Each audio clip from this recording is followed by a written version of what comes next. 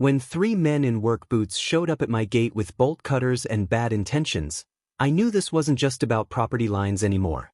My so-called HOA president had escalated from nasty letters to thugs.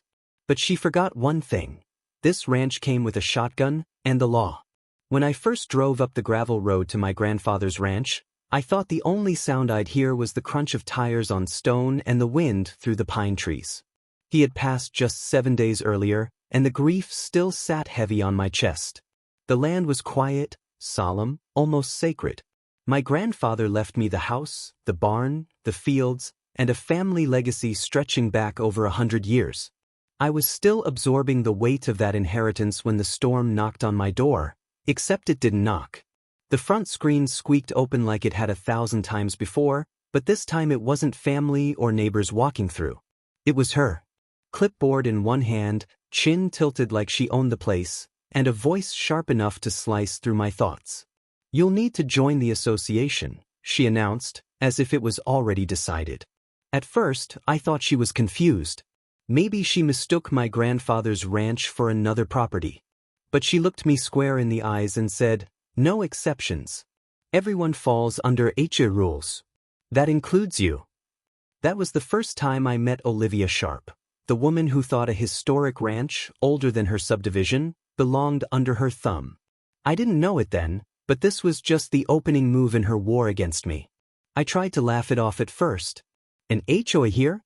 On a ranch deeded before her subdivision was even a cornfield? It sounded absurd. But Olivia wasn't joking. The next morning, a letter appeared on my gate. Notice of violation. It listed unapproved fencing, non-standard mailbox, and livestock unsuited to residential guidelines. Livestock, on a working ranch. I crumpled the letter and tossed it in the trash. That should have been the end. Instead, it was just her beginning. By the end of the week, I'd received 3 more notices. Each one threatened fines, fees, and mandatory compliance assessments. According to her, I owed thousands already. She slipped them into my mailbox, tucked them under my wipers, even taped one to my front door. But the most chilling was the phone call. I answered to her smug tone. "You'll save yourself trouble if you just pay the fees and join. Everyone else does." "Everyone else," I said, "doesn't own land older than your HOA's bylaws." Her silence on the other end wasn't confusion, it was calculation. And then she whispered, "People will come if you don't comply." That was the first time I realized she wasn't bluffing. She wasn't just a loud neighbor with too much free time. She was willing to push harder, to send others, to escalate. And I made a choice in that moment. I wasn't going to bend. If she wanted a fight over this ranch, she was about to learn what standing your ground really means. 2 days later, I walked into my grandfather's old study, only to find Olivia already sitting there. No knock, no permission. Just marched right in, settled into his leather chair, and started rattling off violations. "That oak tree at your gate needs trimming. It blocks sightlines. Against community standards." I stared at her, speechless. That tree had been planted in 1923, older than both of us combined. "And your porch swing," she continued, scribbling on her clipboard. "Unapproved outdoor furniture. Must be removed immediately." That swing was where my grandfather rocked me to sleep as a child. Finally, she leaned forward, her eyes narrowing. "And that cemetery in the west pasture? You'll need to relocate it. HOA guidelines prohibit private burial sites." That was the line. She had just demanded I dig up my family's graves to match neighborhood aesthetics. "Lady," I said slowly, "this land doesn't fall under your authority. And if you ever walk into my home again without permission, the sheriff will hear about it before you make it back to your car." Her lips tightened, but she stood, gathering her papers like a queen denied tribute. "We'll see," she said. When she walked out, I didn't feel relief. I felt something worse, the sense that she wasn't finished. Not by a long shot. It was early morning when I heard it, the metallic clang of tools against my front gate. I grabbed my binoculars and peered out the kitchen window. 3 men in heavy boots stood at the fence line. One carried bolt cutters. Another had surveying equipment. The third leaned on the gate, scanning the property like he was measuring what to take first. They weren't random vandals. They moved with purpose, methodical, precise. Like a crew on assignment. My phone buzzed. A text from an unknown number, property correction crew working today. Do not interfere. HOA compliance required. My chest tightened. She actually sent them. For 10 long minutes, I didn't move. I watched as they cut through the outer wire and stacked posts neatly by the side. Not chaos. Not vandalism. This was dismantling by design. The man with the phone barked instructions, start at the west fence. She said near the cemetery first. That was the confirmation. Olivia Sharp had ordered a direct assault on my family's burial ground.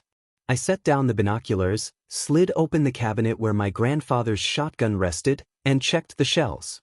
He'd always said the gun was for predators, wolves, coyotes, the occasional rattlesnake. I doubted he ever imagined it would be used for this. The men laughed as they worked, confident, certain nobody would stop them. But I had already decided. This was my line in the sand. If Olivia wanted to send her thugs, then they were going to meet me and the gatekeeper of this ranch, face to face. I stepped out onto the porch, shotgun in hand, and walked calmly down the gravel path toward the gate. My boots crunched with every step, echoing louder than the morning silence. The men stopped cutting. Their eyes shifted to me, then to the weapon cradled across my arms. "Morning, gentlemen," I said evenly.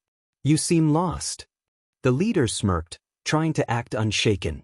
"We're here for HOA compliance. Just doing our job." I cocked the shotgun. The sound cut the air like thunder. "This ranch isn't under your HOA. That means right now you're trespassing. And trespassers don't leave without consequences." One of them shifted uncomfortably. The youngest whispered, "Maybe we should go." But the leader pressed forward. "Mrs. Sharp gave us authorization." I took one step closer. "Mrs. Sharp doesn't own this land. And unless you want to explain bolt cutters and property destruction to the sheriff, you're about to turn around and walk away." The standoff stretched thin, every second like a taut wire ready to snap. My finger rested near the trigger, my eyes steady. Finally, the leader spat on the ground. "Fine. But this isn't over." They tossed the cut wire back onto their truck, muttering curses as they backed out. I watched until the dust from their tires disappeared down the road. Olivia had tested me once with paper notices. Now she'd tested me with muscle. She had no idea that all she'd accomplished was prove how far I was willing to go to defend what was mine. Within the hour, a county sheriff's cruiser rolled up the driveway. Word travels fast in a small town, especially when 3 men complain about being threatened at gunpoint. Sheriff Martinez stepped out, hand resting near his holster but eyes calm. He'd known my grandfather for years. "Heard you had some visitors," he said. I handed him the deed, survey maps, and the text message Olivia had sent. They weren't visitors. They were hired criminals, sent to dismantle my fence and threaten my family cemetery. Martinez studied the paperwork, then looked me dead in the eye. "You're in the right here. HOA rules stop where this property line begins." When I mentioned Olivia's demand to dig up graves, his jaw tightened. "That's not just illegal. That's desecration. We're talking felony charges." He called in a report, documenting everything. Then he looked back at me. "Governor or not, you handled this smart. But next time, let me put cuffs on them before you reach for that shotgun." I nodded, but deep down, I knew Olivia wasn't finished. She'd tasted power too long to walk away after one setback. By the next day, word had spread across the subdivision. Neighbors who'd been quietly bullied by Olivia for years started showing up at my gate. They whispered their own stories: fines for flower boxes, threats over parked cars, letters demanding garden removals. Turns out, I wasn't her only target. I was just her biggest. One neighbor slipped me copies of emails, evidence that Olivia had been funneling compliance fees into her personal account. Another brought records of bogus landscaping contracts she signed with companies that didn't exist. Olivia's empire of fear was crumbling, piece by piece, under the weight of her own greed. And the sheriff? He was more than ready to add fraud to her growing list of crimes. In the end, Olivia's reign ended not with a clipboard, but with handcuffs. The sheriff made sure of that. The neighbors who once stayed silent now had their freedom back, and my grandfather's ranch stood unbroken, oak tree, porch swing, and family graves untouched. I learned something through it all. People like Olivia thrive on intimidation. But when you know your rights, when you stand firm and refuse to bend, their power vanishes like smoke. So if anyone ever tries to bully you into giving up what's yours, remember my story. Stand tall. Hold your ground. And don't blink.